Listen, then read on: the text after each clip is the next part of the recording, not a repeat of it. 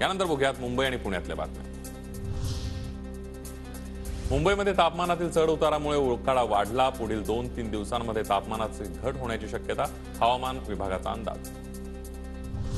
मुंबईकरांचा प्रवास सुखकर व्हावा यासाठी जमिनीखाली बोगद्याचं जाळं निर्माण केलं जाणार। पालिकेकडून तपशीलवार अहवाल तयार करण्याची तयारी सुरू। मुंबई विमानतळावरील वाहतुकीचा ताण कमी होणार। विमान कंपन्या आपल्या सेवांमध्ये कपात करणार। इंडिगो कंपनी 6 ते 12 विमानांचं उड्डाण रद्द करणार असल्याची माहिती। पुण्याच्या भोरमधील राजगड सहकारी साखर कारखाना यंदा बंद ठेवण्याचा निर्णय। नियोजन कोलमडल्यानं कारखाना बंद ठेवण्याचा संचालक मंडळाचा निर्णय।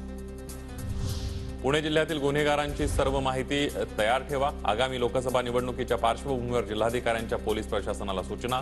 लोकसभा निवडणुकीच्या अनुषंगानं कायदा आणि सुव्यवस्थेबाबत बैठक घेण्यात आली।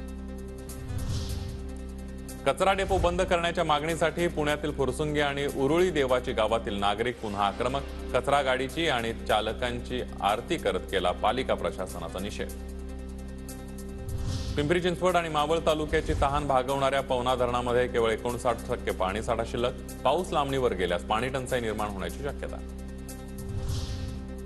सलग सुट्ट्यांमुळे मुंबईच्या जुहू समुद्रकिनारी पर्यटकांची गर्दी, तर पर्यटकांच्या सुरक्षेसाठी पोलीस त्याचबरोबर जीवरक्षकही तैनात।